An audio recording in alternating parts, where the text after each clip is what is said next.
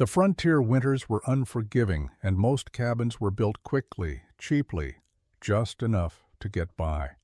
But as the first snowstorm hit in early October of 1880, Anders Lindstrom's cabin stood tall, untouched by the fierce winds and freezing cold that ravaged Wyoming territory.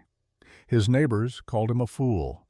By spring, they realized he had built for the worst, and his cabin had saved more than one life. Before we head into the story, tell us where you're listening from, and if Frontier Tales speak to you, hitch your horse at the channel and stay for tomorrow's story. The prairie wind howled relentlessly as the first snow of the season fell over Wyoming territory. It was early October of 1880, but the chill in the air suggested that winter would come far sooner than expected. Most of the homesteaders in the area were scrambling to finish their cabins before the bitter cold set in, racing to throw up quick shelters that could barely keep out the wind, let alone the freezing temperatures. They worked fast, using whatever timber they could find, settling for simple structures that would get them through until spring. But not Anders Lindstrom. As the other settlers rushed to finish their cabins, Anders worked alone in the rising wind, his saw cutting through thick logs with measured precision. At 32 years old, he was a Norwegian immigrant who had spent years in the lumber camps of Wisconsin, learning the value of sturdy, well-constructed buildings. He had seen the results of rushed, hasty work, the cold creeping in through every crack, the walls of cabins rotting and breaking down after just one harsh winter. He wasn't about to make the same mistake. While the other cabins were hastily built with logs no thicker than 8 inches, Anders' logs measured 12, each one chosen for its straightness and size. Most of his neighbors had opted for saddle notches to join the logs quickly, but Anders had taken the time to craft dovetail joints, a stronger, more secure method of connection. The log sat on a solid stone foundation, not just 4 cornerstones like the others, but a continuous base that extended 2 feet below ground level and rose 1 foot above it. It was more work, and it cost more, almost more, but Anders wasn't building just for the winter ahead. He was building for whatever might come. The settlers laughed at him. They called him too slow, too cautious. "You'll be the first to leave when spring comes," they joked. "You're wasting your grub stake on a cabin that's never going to get finished in time." But Anders ignored them. He had seen worse winters back home in Norway, winters where cold could kill a man in hours if his shelter wasn't strong enough. Wyoming winters could be brutal, but they weren't the worst. Anders kept his head down, working through the days as the snow began to accumulate around his cabin site. The prairie stretched out in every direction, vast and unrelenting, but Anders felt a quiet determination settle in his chest. He had a plan, and he was sticking to it. Every night, when the wind howled outside, he could hear the others inside their homes, struggling to keep the cold at bay. They hadn't built for the worst. They had built for what they expected. But Anders, with his long years of experience and his deep understanding of what the frontier could throw at a man, knew better. By the end of September, his cabin was still far from finished. But while the others had their roofs laid, their walls up, and their fires burning, Anders continued to work. He wasn't in a hurry. This wasn't just about surviving one season, it was about surviving whatever came next. By mid-October of 1880, the weather had already turned bitter, with a sharp chill settling over Wyoming territory. The prairie, which had been golden and green just weeks before, was now brown and lifeless, the first signs of winter creeping into the landscape. And yet, as the snow began to fall, it seemed like the settlers still didn't understand what was coming. The first snowstorm of the season arrived without warning. It was early, far too early for the deep freezes that everyone expected in November. A thick blanket of snow covered the land, drifting in piles higher than the fences that lined the homesteads. The wind howled, cutting through the trees and leaving the sky gray and heavy, with the promise of more snow to come. As the storm raged on, Anders Lindstrom huddled inside his nearly finished cabin. He had completed most of the structure, but there was still work to be done. His stone fireplace, however, was finished, and the crackling fire within kept the chill at bay. His log walls stood strong, thick with the double layers he had painstakingly built. The sawdust insulation between them worked exactly as he had hoped, trapping the heat and keeping the cold outside. Outside, the wind screamed across the plains, rattling every loose piece of timber and dust. In the neighboring cabins, the settlers were already feeling the effects of the storm. The quick, slapdash cabins they had built offered little protection. Anders could hear the other families shivering in their homes, trying to keep the fire alive with meager piles of firewood that would burn out by the next morning. It was clear that most hadn't planned for what was coming. Their walls were too thin, their roofs too shallow. The cold would get in, and it would never leave. As the snow piled higher outside, Anders stayed warm and dry inside his cabin. The fire crackled as the wind howled outside, but the cabin was solid. His thoughts turned to the other settlers. He had overheard their mockery for months now, calling him foolish for working so slowly. Now, as the storm whipped around him, he felt a quiet satisfaction. The work had been hard, but it was right. He had built for the worst, and as the snow fell, he knew that no matter what came next, his shelter would hold. The storm continued through the night, with snow falling so thick that it blanketed the prairie in silence. The wind howled, pushing the snow into drifts that reached up to the cabin windows. Anders knew that the storm was just the beginning. It was only a matter of time before the true cold set in. The next morning, when he stepped outside, the land had transformed. The prairie, now blanketed in white, stretched endlessly, a barren wasteland. It was only the first snowstorm, but Anders knew the coming winter would be like no other. The settlers who had laughed at him would soon understand the true cost of underestimating the frontier.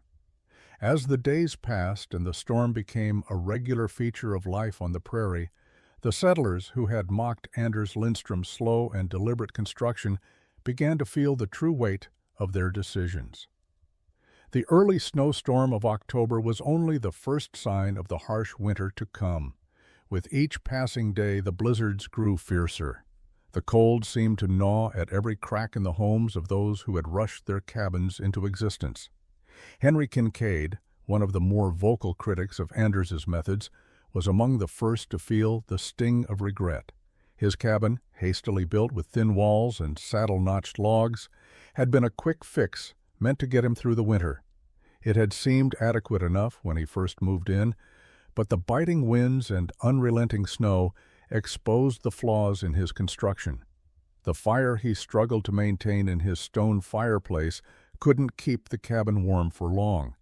The logs around the door had started to warp, and the gaps between them widened with each passing night. He and his wife huddled near the hearth, but the cold still crept in. Other settlers were no better off. They had rushed their cabins with the same speed, cutting corners wherever they could. The thin walls offered little insulation, and the single-layer roofs had already begun to sag under the weight of the accumulating snow. Those who had used mud and grass to chink the gaps between the logs now found that it did little to keep out the wind, and the moisture from the snow began to seep into the cabins. Fires burned through their limited firewood, but there was no warmth to hold off the freeze. In the midst of the storms, Anders's cabin stood strong. His double walls, thick with sawdust insulation, kept the cold outside where it belonged. The stone foundation had been built to last, and the dovetail notches of his logs were secure against the wind's constant battering. Anders, ever the quiet worker, had been alone in his cabin for most of the winter. He had anticipated the harshness of the season and had worked with precision. His cabin, though still incomplete, had already proven its worth. The fire inside burned brightly, the heat from the stone hearth radiating through the sturdy walls.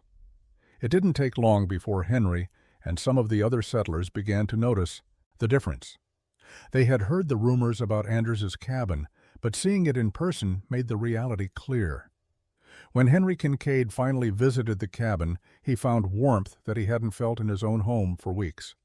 The fire crackled in the hearth, and the air inside was dry and comfortable. There was no biting chill, no wind creeping through the gaps. It was the first time that the settlers began to reconsider their initial judgment. By late December, when the second storm swept through the area, the doubts that had once been whispered behind Anders's back were now voiced openly. It was clear that Anders had built for something none of them had prepared for, the worst of the frontier winter. By late December of 1880, the settlers had learned just how severe the winter could be. The snowstorms that had started early in the season continued without pause. The wind had become a constant companion, howling across the barren prairie, relentless and unforgiving. The temperature stayed below freezing for days at a time, making even the simplest tasks, like gathering firewood or checking on livestock, a dangerous endeavor. Peter Johnson, a settler who had claimed land 5 miles north of Anders Lindstrom's homestead, found himself in a dire situation. His cabin, like so many others, was not built to withstand the harsh conditions. Though the walls were sturdy enough, they had been constructed quickly with little regard for insulation or long-term durability. The fire in his hearth burned low every night, and the drafts that crept in from the corners of the cabin made it nearly impossible to keep warm. By Christmas Eve, Peter's wife Martha had fallen ill. The cold had taken its toll, and the pneumonia that had settled in her chest worsened by the day. The children, too, were showing signs of frostbite, their toes turning a sickly shade of blue despite the blankets piled on their beds. Peter tried to keep the fire alive, but the wood was running out, and the blizzards had kept him from gathering more. His stock of food was dwindling, and he had no way to replenish it. He had considered making the journey to the nearby town of Des Met for supplies, but with the train stopped and the roads buried under feet of snow, it would have been suicide to attempt the trip. As the storm howled outside, Peter knew that time was running out.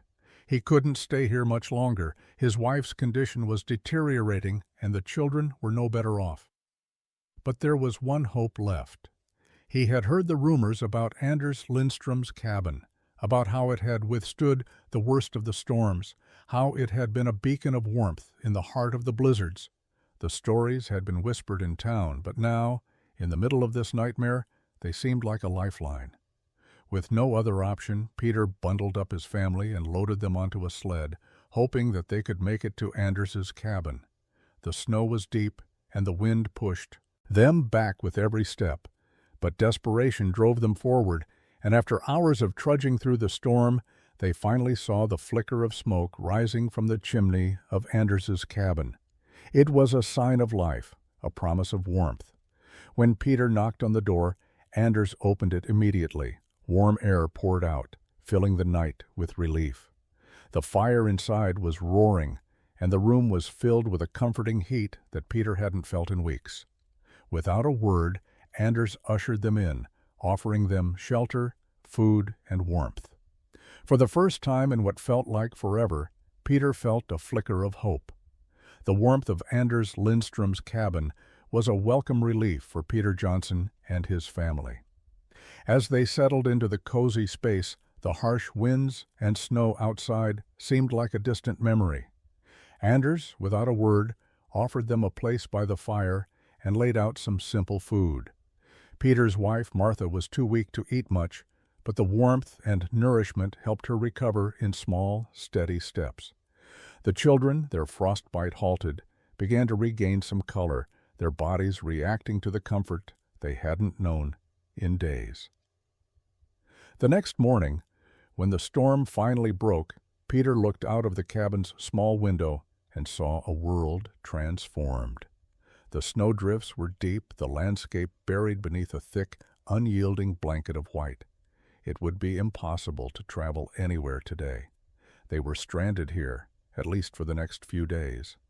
Anders, as usual, said little. He didn't seem bothered by the isolation or the severity of the storm. While Peter had been scrambling to survive in his poorly built cabin, Anders had prepared for this moment in every detail. His cabin, with its double walls and sawdust insulation, stood as a fortress against the elements. The fire burned steadily in the stone hearth, and the temperature inside was warm enough to make the harsh winter outside feel like nothing more than a faint memory. Peter couldn't help but notice the difference between Anders's careful construction and his own rushed shelter.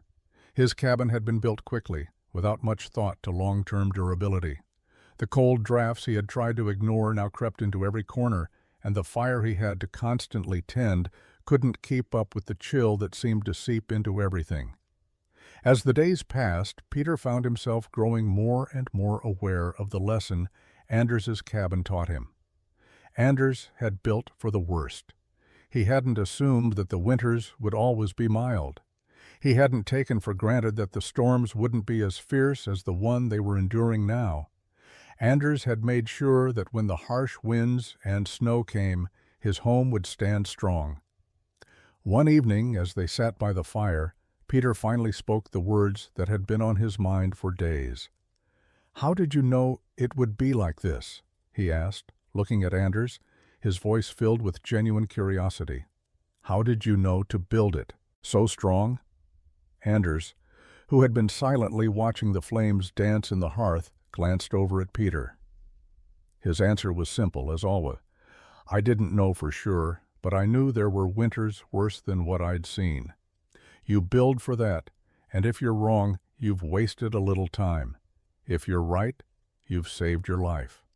Peter nodded, understanding the weight of the words. The cabin wasn't just a shelter. It was a reminder of what true preparation looked like, a testament to the wisdom of planning ahead, no matter how much others mocked or doubted. By late January of 1881, the blizzards that had tormented the settlers for months had not relented. The weather had grown colder and the storms more frequent. The snowdrifts reached nearly 10 feet in some places, and the wind carried a biting chill that seemed to freeze everything it touched. The settlers in Wyoming Territory were beginning to break, their spirits as frozen as the ground beneath their feet. The homes they had hurriedly built were proving inadequate in the face of this unforgiving winter. Anders Lindstrom's cabin, however, remained untouched. The fire in his hearth continued to burn brightly, the heat radiating through the thick walls of his cabin, keeping the cold at bay. He had built it with foresight, taking his time to ensure that each log was fitted securely and that the insulation between the walls was thick enough to keep the heat inside. Where others had tried to stretch their resources, Anders had invested in durability, and now his home was proving its worth. As the weeks passed, word began to spread through the settlements. Stories of Anders's cabin, of its warmth and security in the face of the storm, reached the ears of more and more settlers. What had once been whispered in hushed tones of disbelief now became an undeniable truth. Anders had built not just for the winter they had known, but for the one they were living through now. One by one, families began making the journey to Anders's cabin. Some came out of necessity, desperate for shelter from the storm. Others came out of curiosity, seeking to see for themselves the refuge that had withstood the worst the weather could throw at it. Each person who arrived was welcomed without hesitation, for Anders had learned long ago that survival depended on helping one another in times of need. Peter Johnson was one of the first to return. His wife, Martha, was well again, and the children had made a full recovery from the frostbite that had nearly claimed them. Peter had spent the last few weeks trying to make his own cabin livable, but the repairs he had made were only temporary. The cold still found its way in, and the firewood was running low. He had come to a decision. He would leave his cabin behind and stay in Anders's home until the storms passed. When Peter arrived at Anders's cabin, he found it filled with people. The warmth from the fire mingled with the scent of stew cooking on the stove. Children played in the corner, their laughter ringing out in the otherwise quiet room. Even in the heart of the storm, there was peace here. Peter took a seat by the fire, his face weary from the journey, but his heart lighter than it had been in weeks. He had never fully appreciated the value of a well-built home until now. Anders looked over at him as if reading his thoughts. "Told you," he said quietly. Peter nodded, a rueful smile on his face. you did. As the storm continued its relentless assault on the land, life inside Anders Lindstrom's cabin took on a rhythm. The fire in the hearth was never allowed to die down, and the steady hum of voices filled the air as settlers came and went, seeking warmth and shelter from the unyielding cold outside. Yet despite the comfort the cabin offered, Anders began to feel the weight of the burden he had taken on. Every day new faces arrived. Some were strangers who had heard of the refuge his cabin provided, while others were familiar, neighbors who had once mocked him for building a shelter so strong.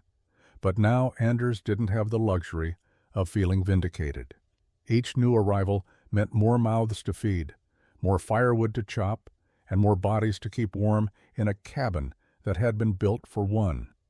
The once quiet space was now crowded with people, many of whom hadn't prepared properly for the winter's fury. Anders knew there was no choice. Survival was about helping each other, no matter how hard the task became. The settlers who had arrived at his doorstep didn't just need shelter, they needed guidance. The same stubbornness that had led them to ignore Anders's careful planning was now their greatest hindrance. They had spent the early part of the winter living in inadequate cabins, their pride and stubbornness keeping them from seeking help until it was nearly too late. But Anders didn't resent them. He understood. They had built for what they had expected, just as he had done when he first arrived on the frontier. No one could have predicted the severity of this winter. No one, except perhaps those who had experienced such winters before. As the days passed, Anders found himself becoming a reluctant leader. He was asked for advice on how to maintain the fires, how to make the food last, and how to prepare for the next storm. He gave his advice freely, not out of a desire for recognition, but because it was the only way to ensure their collective survival. The frontier had a way of humbling even the most hardened souls, and Anders had learned that humility was necessary if they were to live. But the burden was not just physical. It weighed on him emotionally as well. There were moments when he looked around the cabin at the families who had come for shelter and saw the exhaustion on their faces. They had all been pushed to their limits, and though they were grateful for the safety his cabin provided, they carried the scars of their choices. Anders, too, carried his own scars, silent wounds that only the frontier could inflict. He had lost so much in his life, but in this cabin he had found a small measure of peace. Yet the isolation he had sought when he first came to the frontier now felt distant. He wasn't just surviving anymore. He was ensuring that others could survive as well. The days dragged on, and the cold only deepened its grip on the land. The settlers in Anders Lindstrom's cabin had come to rely on each other in ways they never had before. They had no choice but to share what little they had: food, firewood, warmth. It was the only way they could survive the relentless blizzards that showed no sign of easing. But the price of survival was high. The burdens of responsibility weighed heavily on Anders. The more people that arrived, the more he found himself running out of supplies. The firewood that had seemed plentiful just weeks ago was now dwindling. Every piece of wood that crackled in the hearth felt like it was taking another step toward the end of their limited stockpile. The flour, the salt, the meat, all were stretched thin. With each passing day, the anxiety of running out loomed larger. Yet, even in these dark moments, Anders never faltered. He had prepared for the worst, and now he was seeing the fruits of his labor. His cabin stood strong, and its warmth was a constant reminder of what careful planning and patience could accomplish. But the gratitude of his neighbors, though sincere, couldn't entirely erase the strain he felt.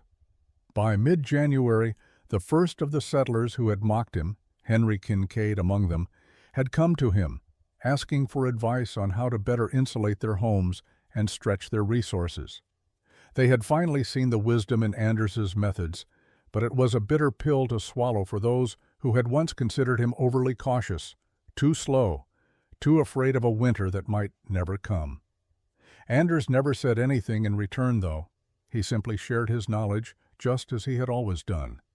He knew that survival on the frontier didn't leave room for pride, only necessity. When Henry Kincaid had come to him the first time, seeking advice, it had been a humbling experience. Anders had helped him without a second thought, even though Kincaid had once called his cabin a fool's shelter. But that had been the way of the frontier, humbling and harsh. It had a way of forcing even the proudest men to realize their mistakes.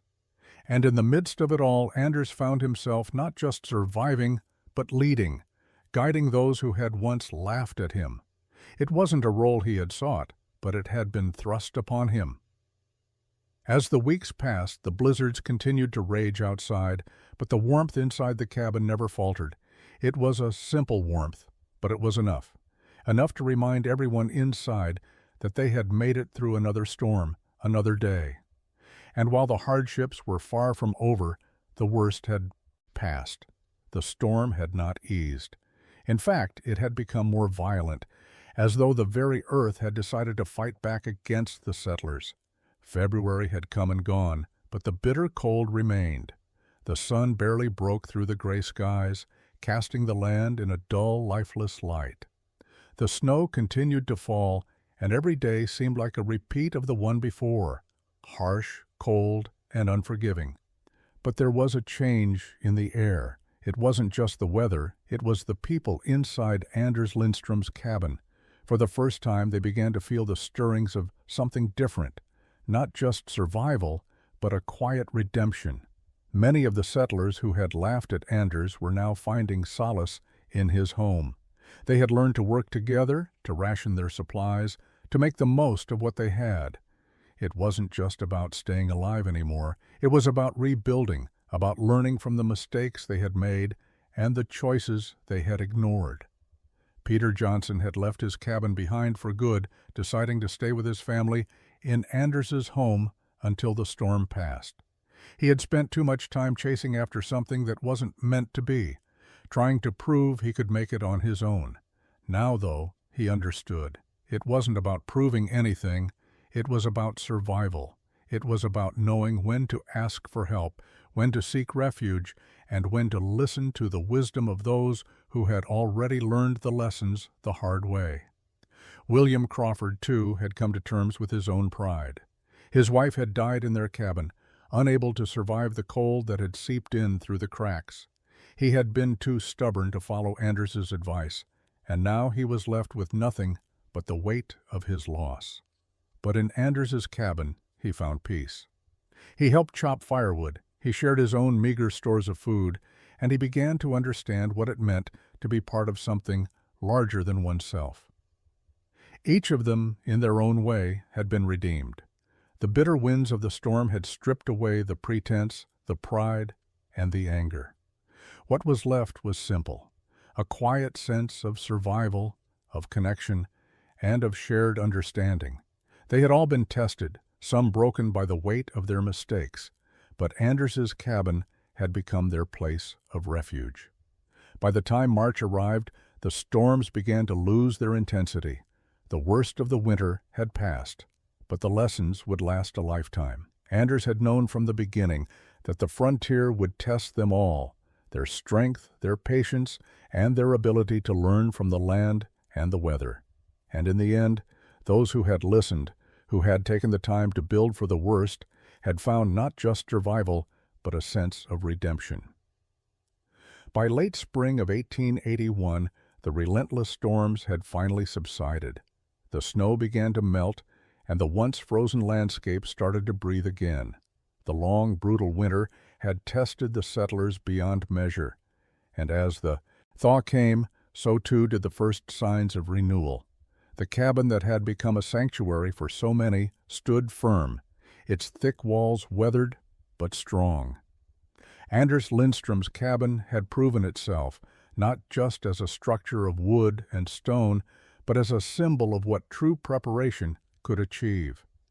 The settlers who had sought refuge within its walls had emerged from the storm not just physically alive, but changed. The pride that had once marked their lives, the pride that had led them to ignore the lessons that Anders had tried to teach, had been stripped away. What remained was a shared understanding, a respect for the land and its power, for the work that went into survival, and for the quiet wisdom of a man who had built not just for himself but for the community that had once ridiculed him. Peter Johnson had stayed on after the winter passed. His family was safe now, but he had seen enough to know that the land would always be a challenge. He and Anders had become close over the winter, and the lessons of survival had been passed down without ceremony. Peter had learned the value of patience, of planning, and of trusting the people around him. He would never again take the land for granted, and he knew that the true strength of a community came not from the land itself, but from the people who worked it together. William Crawford, too, had found a new sense of purpose. The loss of his wife had weighed heavily on him, but the winter had given him something he hadn't expected, a chance for reflection, for redemption, and for a deeper understanding of what it meant to survive. He had rebuilt his cabin with Anders's advice in mind, taking his time to make sure that it would stand through whatever storms the future might bring. His neighbors no longer mocked him for his caution. They respected it. As the snow melted and the days grew longer, life on the prairie slowly returned to normal. The settlers rebuilt their homes, planted their crops, and began to heal from the hardships of the long winter. But Anders's cabin, still standing strong and proud, remained a constant reminder of the lessons they had learned, that preparation, humility, and hard work were the true measures of survival. The cabin that had once been seen as a foolish structure now stood as a monument to the quiet wisdom of a man who had built for the worst. And as the settlers moved forward, they carried with them the knowledge that sometimes the person everyone calls a fool is the one who sees the truth most clearly.